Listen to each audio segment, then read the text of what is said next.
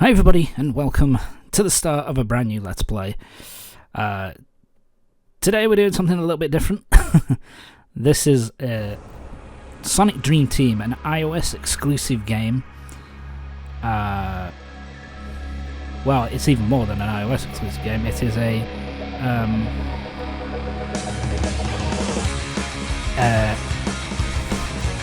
it's exclusive to Apple Arcade. Which is to my annoyance. This was released in December 2023, and is only available on iOS and Mac, so you can get it on the Mac as well. One of the few instances in gaming terms where the Mac has an advantage over the PC actually having it. And so yeah, I've been wanting to play this for a really long time, but you know, I haven't been able to subscribe to Apple Arcade because it's a bit expensive the way it is. Basically, it's I think around about £7 a month to subscribe, and around about, which I think is around about $9? I think it's around about $9, so it's quite a lot considering that I don't play a massive amount of iOS games. But yeah, the whole reason why I decided I wanted to play this thing, well, because it's a new 3D Sonic game, which is kind of nice. And I always thought it looked kind of really cool. It looked like a cross between the boost kind of gameplay with like Generations and Forces and that kind of thing, combined with the adventure games where it's a bit more open and a bit more maneuvering the camera to look around at things. So yeah, in terms of the story, it's pretty much the same story as with a lot of Sonic games. He's using something called the Dreamweaver to basically, again, try to take over the world, Eggman. And that was weird. And basically, whoever is in control of the dream world, as it were, My pleasure, Sonic. kind of trapped him in there to stop him from doing more damage. But in doing that, he's basically now taken over this dream world. And so it's going to be up to a bunch of different characters this time. It's not just Sonic. You get to play as Sonic, Knuckles, Tails, Amy, and Cream the Rabbit, I think. And I think there are other characters that added in as well. Oh, you also get to play as Rouge. So it's kind of nice that we have a 3D Sonic game with a bunch of different playable characters this time, and they all play relatively the same as well, which is nice. So they're all, they all run about the same speed as Sonic, and overall they just feel pretty nice to play from what I've played so far. And so yeah, this is running on. I'm playing this off my iPad Air, the latest one, and I will say graphically this game's fucking gorgeous. They will need your help. Like, it looks so good on the iPad Air with with the power that thing has like the M3 processor in it, which is basically a Mac processor in it, so it's pretty damn powerful. And so yeah, we're starting off the game. We get a bit of a tutorial level first. And you can the camera is completely controllable, completely freeform, and basically it's really damn fun to play through. Like I say, it kind of it has the boost, so it has a bit of the boost mechanics. Boost works kind of similarly to before, where you destroy enemies, and you also pick up these energy balls. These energy, like bolts of lightning, bolts of energy, in order to keep your boost going. You also have the homing attack. The collecting rings doesn't really power you up. Doesn't give you more boost, which is different from generations and all that. But yeah, his moveset is very similar to the generations kind of style and the boost kind of gameplay. But at the same time, he also has elements of the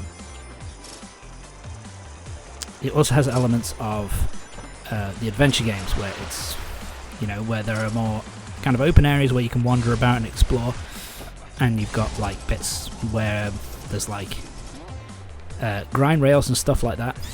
You also have the air dash, which is very useful for helping you kind of control yourself in midair to kind of... Oh, and this is something which I really like. The Lightspeed dash is brought back, but it's really easy. It's just press jump twice at a trail of rings. So yeah, just press the jump button in the air again, and boom, you go along the trail of rings. So yeah, it's a lot. It's really simple, and I actually like that. Music as well. The music in this game is also really nice. It's very upbeat. It's made by one of the contributors, one of the composers is T-Lopes, who did the soundtrack for Sonic Mania. So yeah, they've got some talented people involved in this game. It's not made by Sonic Team though. It's made by a company called Hardlight, who I think did. They pretty much did all of the mobile games, so stuff like Sonic Dash, Sonic Runners, that kind of thing. I think they did all of those. And it's kind of surprising that they can make a 3D Sonic game this fucking good. I mean, one of the things which really irritates me, having played this, it's like, why isn't this a console game? Why isn't this on consoles or on PC? Because it runs so fucking nicely. It's such a pretty and, you know, such a beautiful looking game. And, you know, I'd love to be able to buy this. I mean, even if it was just like, you know, it's on iOS, but it's like, you know, 10, 15 quid to be able to buy it, then I would pay that fucking money, man. This game's worth it. It's really good from what I've played so far. But yeah, new character, REM. This is basically the controller of the dream world, and this is where she lives, basically. So basically the whole point of the game is that Sonic needs to go through these dream worlds, and he needs to collect dream orbs. That unlocks, and basically they unlock the next section that you need to go through. Collect all of them, and you'll be able to free all of the rest of the gang who are kind of stuck at the moment, kind of incorporeal form. Although we've just got Amy back, so she can free Amy. Basically, yeah, she can free your friends, but she needs you to go grab the dream spheres first. I'll be honest. I'm waiting for her to be turned betrayer in the end and be the true bad guy. I don't know if that's the case yet, so not spoilers from me intentionally, at least, because I have no fucking idea. But it just seems that way because, like, I don't know. It seems like that she is controlled the dream world, so maybe she was the one who brought us here. So we'll see as we go through the game, I guess. And of course, it's all basically all the main Sonic cast as well. So yeah, you can play as Amy or you can play as Sonic at the moment, and you can unlock other characters as you go through. Something which is kind of nice as well is that through the different levels, first of all, yeah, so Amy just controls like Sonic. She's just as fast, and some people might say, well, that takes away from Sonic, surely, but it's like, no. This is something that I wanted Sonic Team to do for God knows how long, is to actually just give us all these characters, but don't give us too many. That went well. Don't give us too many like contrasting gameplay styles. Make each character control in the same gameplay style.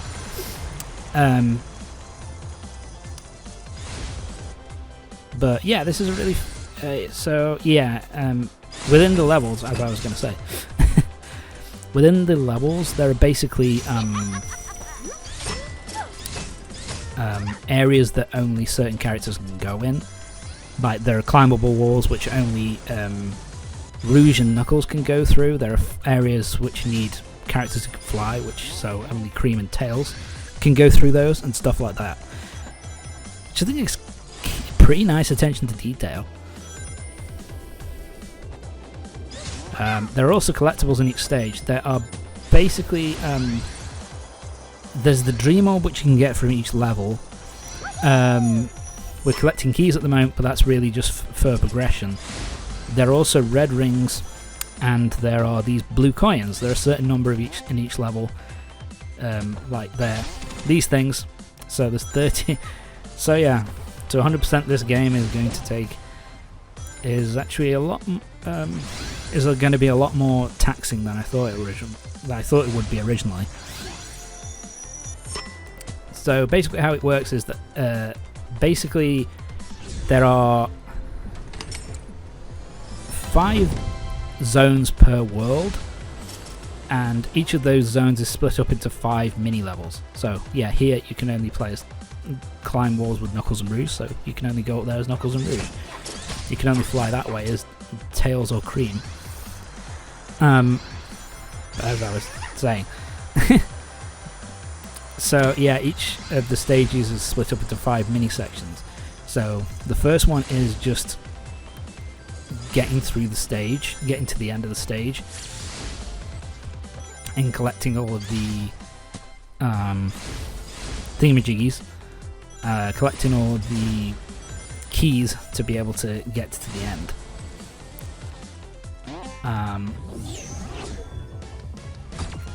And then we get the Dream Orb at the end of it. So then there's the second level, the second mini section, where you just need to basically get to the Dream Orb again, but this time it's a bit more of a what's the word I'm looking for? It's a bit more of a platforming challenge, as opposed to a big level that you can explore. It's just, so we've got these bounce pads. Yeah, air dash helping me out again. And there's the orb, and we're done.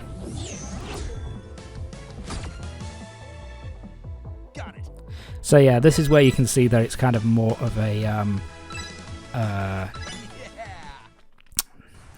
mobile game, because it's kind of split up into different sections. So with this one, you have to reach the checkpoint within a certain amount of time. These levels are actually, the checkpoint ones I actually find really fun, because it's kind of, because it's entertaining to just try and blast through the levels as fast as possible, like to find a way to keep your boost going, and working out what jumps you need to do in order to move on to the next section. Yeah, it's really fun to try and go through as quickly as possible. Yes. So yes, and once you've got enough orbs, you can it then tells you, oh, you can go to the next act. So, and every time, and this doesn't happen every single time, I don't think, but at least early on, they give you a lot of these, basically, where it's like, here are these cutscenes. The voice acting in the cutscenes is pretty nice, but these kind of portraits, although they look nice, the artwork is pretty nice, and they're all original. Even though that's the case, they're all. So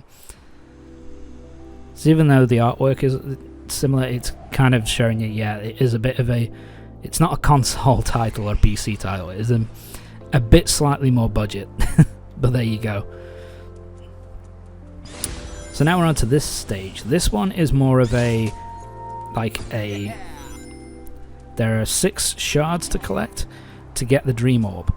And it's kind of similar to...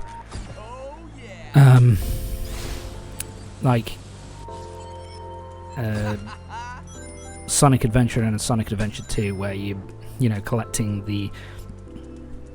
Where you're going through the areas, Knuckles collecting all the Chaos Emerald pieces. In terms of control, Sonic actually feels really nice. He's a little bit slower when you're just running normally, but that does make it easier. It does make it easier to find, to be able to control Sonic. Like, he doesn't feel so slippery.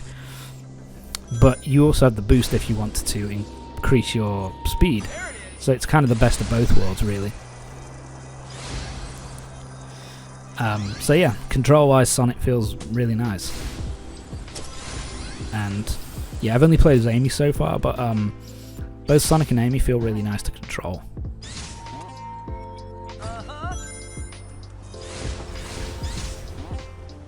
It's just kind of nice. I think it's interesting to go to this after playing, the last 3D Sonic game, Frontiers. Well, that went well. And it's just nice to kind of go back to a more cartoony kind of aesthetic for Sonic. Not that Frontiers is ugly, it's a good looking game, but it's just kind of nice to go back to this kind of thing. Anyway, and the final one is usually they'll give you an arbitrary time limit, and you basically have to go from the beginning of the level, to the end of the level within that time frame. But this one, it's 1 minute and 30. Man, even if they don't release this on other consoles, I really want Sonic Team to do a bigger budget version of this, really. Where the next Sonic game is more in this kind of style, boost mixed with Sonic Adventure. Damn, it's so fun. It's just kind of sad that you have to sign up to Apple Arcade in order to experience it, but yeah, whatever. Better than not having it at all, I suppose. It is really nice looking. It has a little bit of the feel of, in terms of looks, like Mario 3D Land on the 3DS. But hey, that's it for this part. Join me next time for the next part, where we're going to be we're